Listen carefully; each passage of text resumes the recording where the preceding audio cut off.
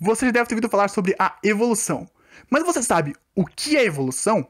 Como ela ocorre? Por que ela ocorre? É sobre isso que eu vou falar agora.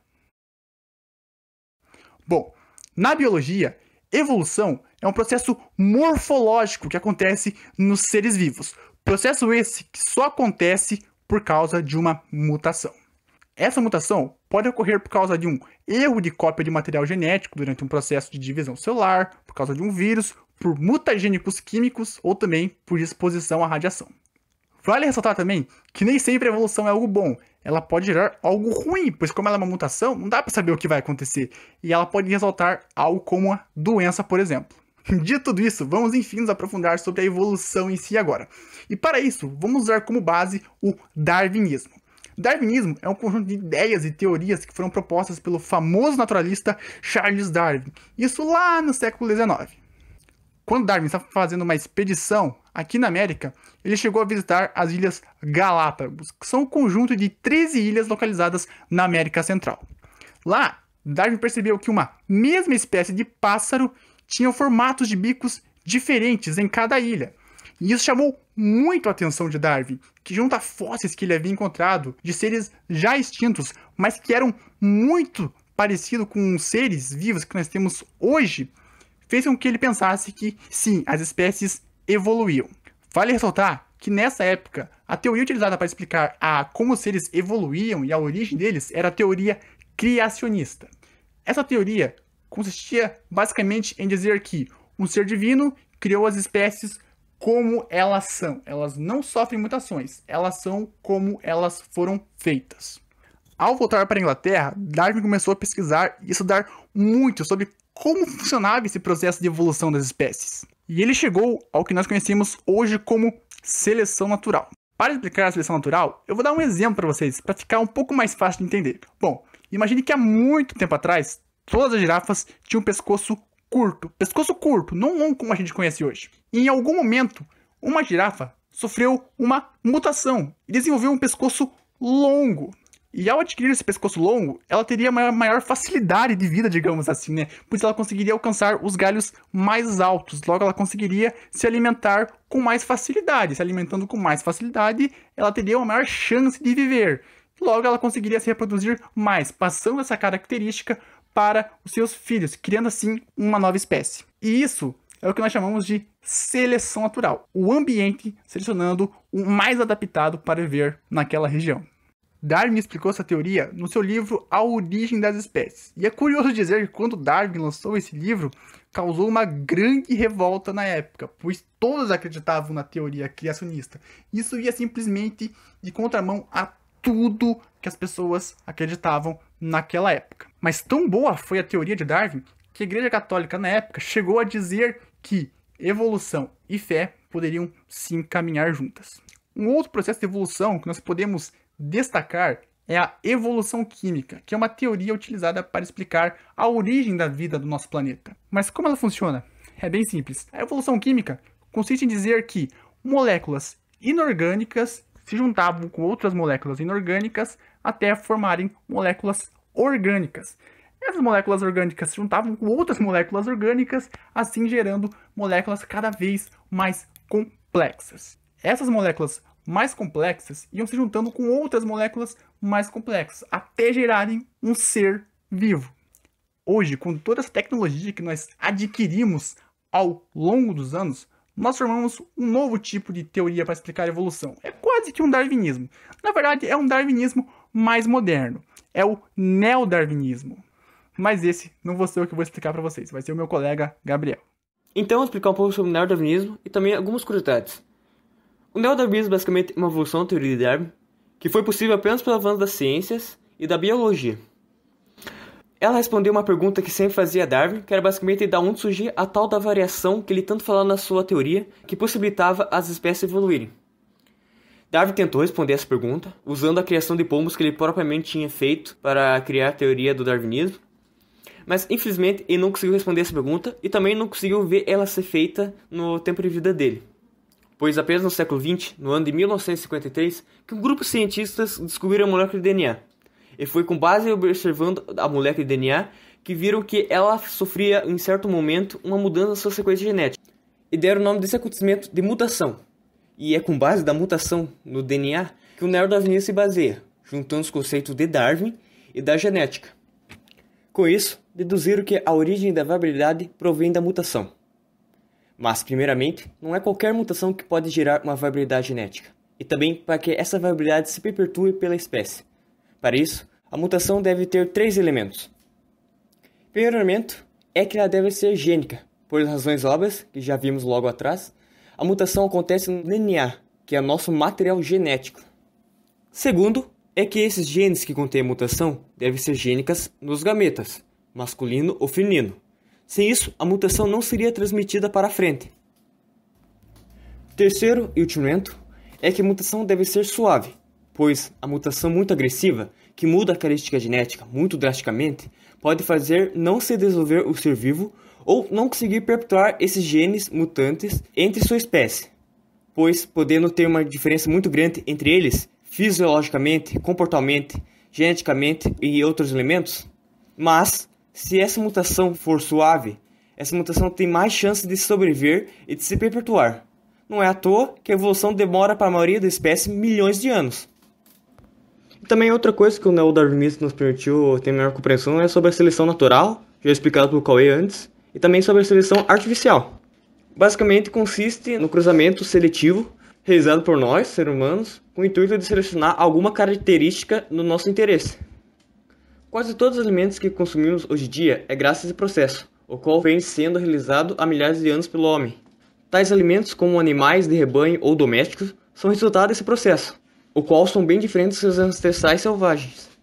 Há vários exemplos que a gente pode falar sobre o selecionamento natural. Um deles é a própria banana, que antes basicamente era uma maçaroca de semente, ao contrário que a gente tem hoje, que basicamente a gente quase nem vê a semente dela, que basicamente é o embrião que nem foi formado ainda para criar a semente. Outro também é a melancia, que a gente pode ver a mudança dela pelas representações da melancia em pinturas antigas, vindo até do século XVI, XVII, XVIII a XIX, até a que a gente tem hoje. E outro também é o próprio cachorro, que basicamente a gente foi selecionando lobos dóceis que ia se aproximando dos homens, até a gente chegar ao cachorro que a gente tem hoje em dia. Algo que é bom a gente também falar é a própria mutação que o ser humano sofreu no decorrer da sua evolução. Que além de a gente ver a grande diferença que ele tem entre o ser humano e o macaco, que é a gente ser bípede, ter menos pelo comparado a eles, entre outras coisas, também a diferença entre o próprio ser humano, por causa de mutações. Um exemplo é falar da própria tolerância à lactose. A gente começou a selecionar basicamente aqueles que conseguiam fazer essa bactéria depois da fase criança, porque a gente começou também a domesticar a própria vaca, conseguir controlar os insumos como o leite. Por isso também na atualidade a gente tem mais pessoas que digerem a lactase do que as pessoas que têm intolerância à lactose. Agora algo que a gente pode falar também, mas agora mais um pouco para a seleção natural, junto com a mutação, é a própria cor de pele. Que na África lá, a gente vê todo mundo cor escura, é porque lá eles ficam expostos a todo dia a raio UV. Aí eles precisam de mais melanina para se proteger com isso, comparado com a Islândia, que basicamente lá tem quase pouca exposição de raio UV, por isso que lá a pele é mais branquinha e tem pouca melanina por causa disso. Um exemplo dessas mutações que traz malefício é uma mutação que é feita no DNA, onde ele faz o DNA se multiplicar desenfreadamente, que é basicamente o câncer. E além disso, essas mutações podem ser influenciadas por fatores externos, como os agrotóxicos em alimentos e também a radiação, que é um fator físico. E para entendermos melhor sobre esses fatores, precisamos entender como eles funcionam e como eles agem com a ocorrência da mutação. E para isso, meu amigo Rafa agora vai falar sobre esses fatores. É bem isso, Gabriel. Na verdade, a mutação também pode ser influenciada pela radiação, mas isso não vai transformar em um super-herói ou alguma coisa do tipo. Na verdade, como que a radiação atua no corpo humano é uma coisa nem um pouco legal. Mas antes de entendermos como que ela atua no nosso corpo, vamos entender um pouco sobre radiação. Bem, todos nós, em algum momento da vida, já ouvimos falar sobre radiação. Seja ela UVA, UVB, raio-x, rádio, desde a luz que emana do sol, até o micro-ondas que você acabou de esquentar seu café. Mas enfim, o que ela é? São ondas eletromagnéticas. E por serem eletromagnéticas, elas podem se propagar tanto aqui na Terra quanto no vácuo do espaço. E elas possuem uma característica, que é chamada de frequência, que é a quantidade de oscilações que uma onda possui. E com a frequência, a gente pode notar que tem ondas de baixa frequência, que possuem poucas oscilações, e ondas de alta frequência, que possuem uma alta quantidade de oscilações. E também com a frequência, a gente pode ver que a onda tem um comprimento, sendo algumas longas e outras curtas. E utilizando a frequência e o comprimento de onda, a gente pode classificar as radiações em alguns tipos, como as ondas de rádio. E é nessa frequência que as ondas de rádio são captadas e transmitidas. As microondas. É nessa frequência que o forno microondas atua. E ela possui a capacidade de agitar as moléculas orgânicas, fazendo com que assim os alimentos aqueçam. Mas esse tipo de radiação não é ionizante, ou seja, ela não possui a capacidade de retirar elétrons das moléculas. Então ela não é prejudicial à saúde. E aqui chegamos à gama de cores visíveis ao ser humano. E é nessa fração de radiação que nossos olhos captam toda a luz que nós vemos. Bem, a partir daqui começa a radiação ionizante. E como eu falei antes, ela é prejudicial à saúde, pois ela possui a capacidade de retirar elétrons das moléculas, fazendo com que assim ocorram mutações. A maior parte da radiação vinda do Sol é ultravioleta, e ela é prejudicial à saúde. Mas o que nos possibilita estar vivos aqui nesse momento é a camada de ozônio. Ela que filtra a maior parte dessa radiação. Mas mesmo assim, você ficar várias horas em contato com o Sol pode lhe causar queimaduras e, com o passar do tempo, até câncer. O raio-x é uma radiação ionizante e ela consegue atravessar a maioria das estruturas, mas não outras mais rígidas, como ossos. E a descoberta disso salvou inúmeras vidas com um diagnóstico por imagem, mas ela ainda assim é ionizante. E profissionais que atuam nessa área, de tempos em tempos, têm que realizar alguns exames. A última e mais letal radiação é a gama. Ela causa um forte impacto na maioria dos átomos que ela atinge. E quando ela entra em contato com o ser humano, o resultado é devastador. Ela pode causar danos às células, a morte delas, mutações no DNA, fazendo com que nada mais funcione corretamente. A radiação gama é expelida por alguns elementos, como urânio, césio e plutônio. Essa radiação possui um poder energético incrível se bem utilizados. E um exemplo do que eles podem servir são nas usinas nucleares, que utilizam um elemento radioativo para gerar energia. Mas uma coisa que diferencia as usinas nucleares das outras é que, se alguma coisa der errado, esse errado é gigantesco. E um exemplo do que pode dar errado é Chernobyl. Dia 26 de abril de 1986, Ucrânia. O que aconteceu aqui ficará para sempre marcado na história da humanidade como o mais perigoso e desastroso acidente nuclear. Essa é a história de Chernobyl. Em 1970, a usina nuclear popularmente conhecida como Chernobyl, junto da cidade de Pripyat, estavam sendo construídas naquela época a usina de Chernobyl, que era a nona a ser construída na União Soviética. Pripyat foi inaugurada oficialmente no dia 2 de fevereiro de 1970. E mesmo sendo uma cidade para servir a usina, ela chegou a abrigar aproximadamente 49.300 pessoas quando o acidente aconteceu. Só existe uma coisa pior que um acidente nuclear: um acidente nuclear evitável. A usina de Chernobyl usava um novo tipo de reator nuclear desenvolvido, o reator RBMK. E eles eram consideráveis bons. Para eles era extremamente barato serem construídos e também poderiam servir não só como gerador de energia elétrica, mas como uma usina de produção de plutônio. O plutônio então servia em projetos militares e até para armamentos nucleares.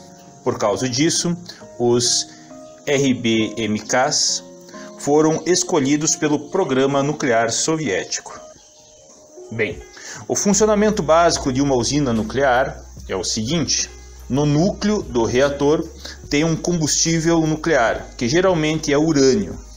O urânio, quando decai, gera energia, que utilizamos para aquecer a água, que vira vapor. Ele então é canalizado até uma turbina que gera energia elétrica. Mas um detalhe que torna muito mais complexo operar uma usina nuclear é a necessidade de um moderador e redes de controle. Não é bom que o urânio decaia todo de uma vez. O objetivo é que ele gere energia por bastante tempo. E para controlar isso, você adiciona um moderador. No caso de Chernobyl, era grafite. A função de um moderador é controlar uma parte da energia liberada para garantir que o decaimento do urânio continue bastante tempo. O problema é que átomos de urânio não têm um botão de ligar e desligar. Eles sempre estão decaindo. E é para isso que existem as redes de controle. Elas controlam esse decaimento. Mas os reatores RBMK tinham um problema. Eles utilizavam água para resfriar o núcleo, mas também era utilizado grafite como moderador. E isso é peculiar, porque a água é tanto um moderador quanto um retentor de energia. E o problema nisso é que se você ficar sem água, é perdido o que estava retendo a energia. Mas o moderador de grafite continua lá. A reatividade aumenta e se perde o controle da reação. Com esses problemas, o acidente de Chernobyl, ou em qualquer outro reator RBMK russo, era não só uma possibilidade, mas uma questão de tempo. Um dia antes do acidente, um teste de segurança estava marcado para acontecer no reator número 4 de Chernobyl.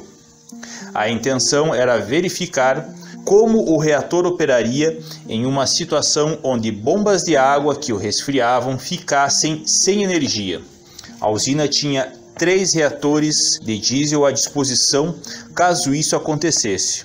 O problema é que eles estavam 60 segundos até atingir o potencial ideal. A solução para reduzir esse tempo foi usar a própria turbina, que quando o reator fosse desligado, ainda estaria girando, e isso, teoricamente, poderia fornecer 45 segundos de energia para as bombas de água.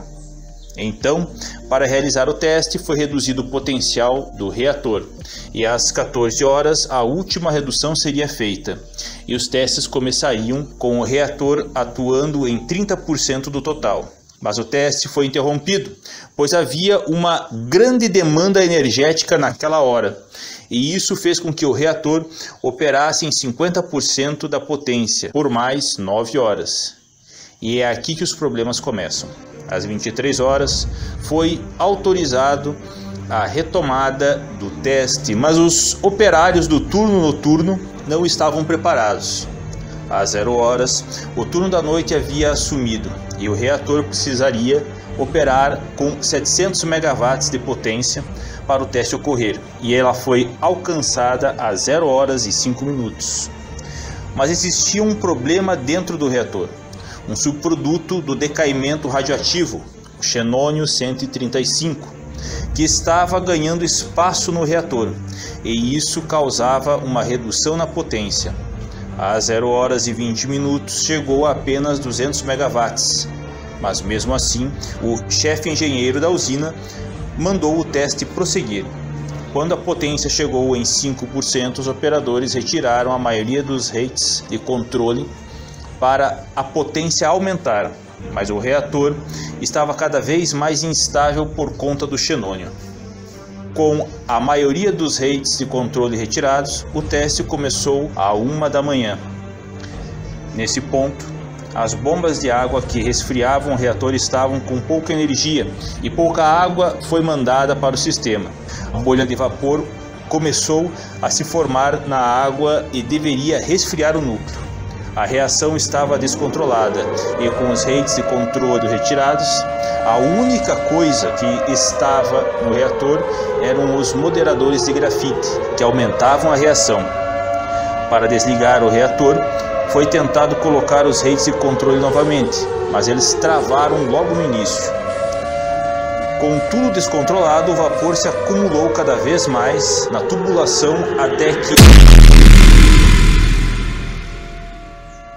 Agora, o núcleo está exposto e conforme o oxigênio entra no núcleo, o grafite entra em combustão.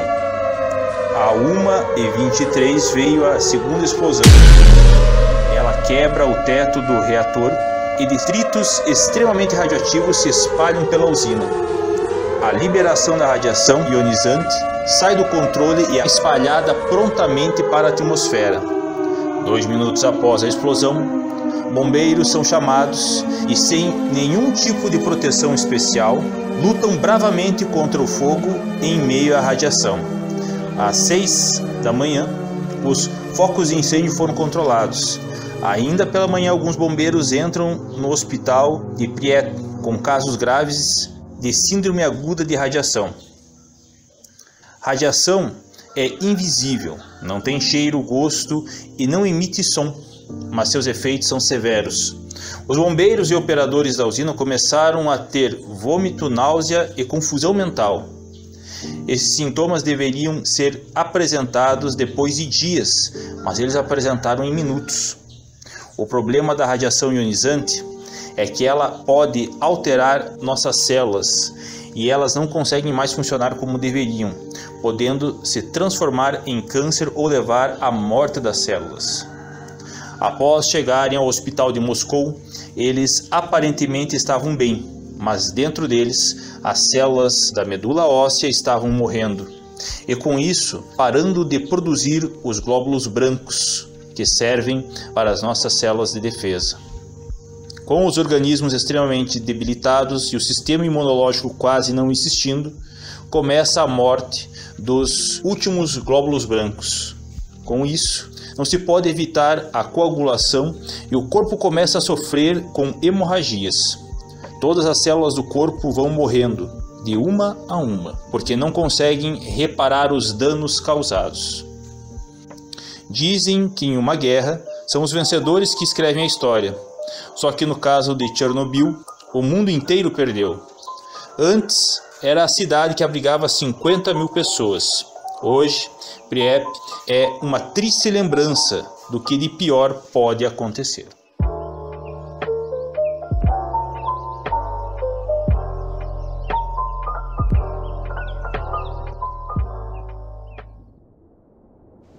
E com isso, nós conseguimos perceber que a mutação teve e tem um gigantesco papel na história da vida.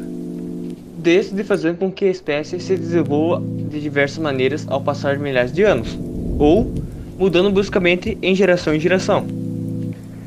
E até fazendo com que a vida sofra danos irreparáveis.